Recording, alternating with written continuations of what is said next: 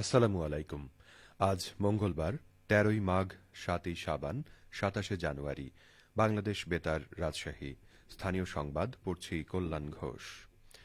দেশের অসহায়, দরিদ্র ও সুবিধাবঞ্চিত মানুষের দোরগোড়ায় মানসম্মত বিচারিক সেবা পৌঁছে দেওয়ার প্রত্যয় নিয়ে পাবনায় জাতীয় আইনগত সহায়তা সেবা, মানোন্নয়ন ও ভবিষ্যৎ করণীয় শীর্ষক সেমিনার অনুষ্ঠিত হয়েছে।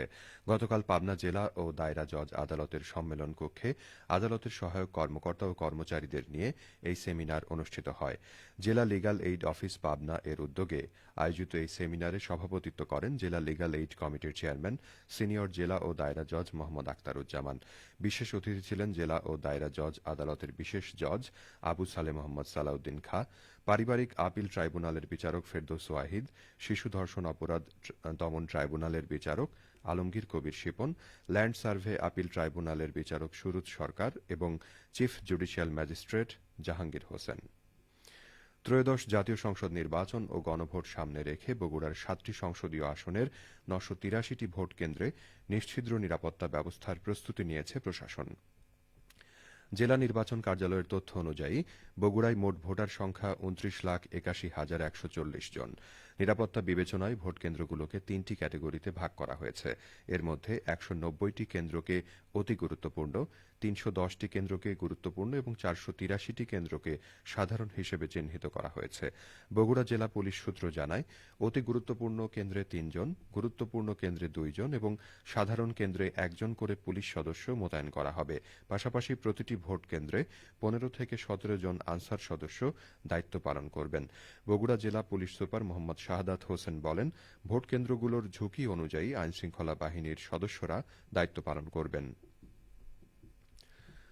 আসন্ন জাতীয় সংসদ নির্বাচন ও গণভোট উপলক্ষে নির্বাচনী আচরণবিধি এবং গণভোটের বিষয়বস্তু সম্পর্কে জনসাধারণকে অবহিতকরণের লক্ষ্যে নাটোরে উঠান বৈঠক অনুষ্ঠিত হয়েছে।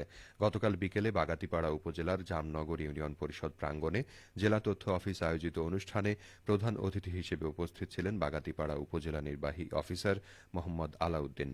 বৈঠকে নির্বাচনের সময়সূচি ছাড়াও আচরণবিধির উল্লেখযোগ্য অংশ, গণভোটের বিষয়বস্তু, গণভোট প্রদান পদ্ধতি এবং গণভোটের গুরুত্ব সম্পর্কে ধারণা প্রদান করা হয়। এছাড়া সবাইকে ভোট প্রদান করার জন্য অনুরোধ জানানো হয়। জেলা তথ্য অফিসার রেজওয়ান মোরশেদ বৈঠকে সভাপতিত্ব করেন। পরে জাতীয় সংসদ নির্বাচন ও গণভোট সংক্রান্ত প্রামাণ্য চলচ্চিত্র প্রদর্শন করা হয়। বিপিএল বিজয়ী চ্যাম্পিয়ন রাজশাহী ওয়ারিয়র্স টিমকে সংবর্ধনা দেওয়া হয়েছে রাজশাহীতে। গতকাল সকাল থেকে দুপুর পর্যন্ত একটি সুসজ্জিত ছাদখোলা বাসে চড়ে রাজশাহী নগরী প্রদক্ষিণ করেন শান্ত মুশফিকরা। এ সময় ক্রিকেটপ্রেমী রাজশাহীবাসী তাদের বরণ করে নেন। সকাল 10:30টার দিকে রাজশাহী ওয়ারিয়র্স টিম রাজশাহীর হযরত শাহ মখদুম বিমানবন্দরে এসে পৌঁছান।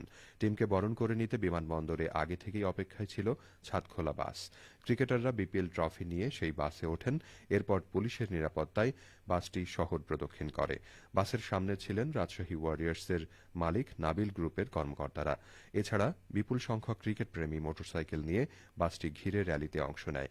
তাদের হাতে ছিল গর্বের জয়, বীরের শহর, জয় এসেছে কাপ উঠেছে লেখা প্ল্যাকার্ড। বগুড়ার জেলা প্রশাসক মোহাম্মদ তৌফিকুর রহমান বলেছেন, শিক্ষার্থীরাই আগামী দিনের ভবিষ্যৎ। শুধু ভালোভাবে লেখাপড়া করলেই হবে না, এক্সট্রা কারিকুলার কার্যক্রমেও পারদর্শী হতে হবে। গতকাল বগুড়ার সরকারি বালিকা উচ্চ বিদ্যালয়ে বার্ষিক ক্রীড়া প্রতিযোগিতা অনুষ্ঠানে প্রধান অতিথির বক্তব্যে তিনি এসব কথা বলেন। প্রতিষ্ঠানের প্রধান শিক্ষক মোহাম্মদ মোস্তাফিজুর রহমান আকন্দের সভাপতিত্বে অনুষ্ঠানে বিশেষ অতিথি ছিলেন অতিরিক্ত জেলা প্রশাসক সালমা আক্তার, জেলা শিক্ষা প্রকৌশল অধিদপ্তরের নির্বাহী প্রকৌশলী মোহাম্মদ আরিফুজ্জামান। এদিকে নাটোর সরকারি বালক উচ্চ বিদ্যালয়ের মেধাবী শিক্ষার্থীদের সংবর্ধনা প্রদান করা হয়েছে। গতকাল বিদ্যালয় প্রাঙ্গণে বিদ্যালয়ের বার্ষিক ক্রীড়া ও সাংস্কৃতিক অনুষ্ঠানে প্রদত্ত সংবর্ধনায় প্রধান অতিথি ছিলেন জেলা প্রশাসক আসমা শাহিন। বিদ্যালয়ের প্রধান শিক্ষক মোহাম্মদ বাকবুল হোসেনের সভাপতিত্বে অনুষ্ঠানে বিশেষ অতিথি ছিলেন অতিরিক্ত জেলা প্রশাসক শিক্ষা ও আইসিটি জান্নাত আরা ফেরদৌস। অনুষ্ঠানে জেলা প্রশাসক বলেন, স্কুল জীবন সবচেয়ে মূল্যবান, তাই এই সময়কে যথাযথভাবে ব্যবহার করে পড়াশোনার মাধ্যমে দেশের যোগ্য নাগরিক হয়ে গড়ে উঠতে হবে। সবশেষে আবহাওয়া। আজ সকাল 6টায় রাজশাহীতে তাপমাত্রা ছিল 12.8 ডিগ্রি সেলসিয়াস। এ সময় বাতাসে আর্দ্রতার পরিমাণ ছিল 97%। রাজশাহী ও পার্শ্ববর্তী এলাকায় আজ সূর্যোদয় হয়েছে ভোর 6টা 49 মিনিটে এবং সূর্যাস্ত সন্ধে 5টা 46 মিনিটে। সংবাদ শেষ হলো। আমাদের পরবর্তী স্থানীয় সংবাদ দুপুর 12টা 10 মিনিটে।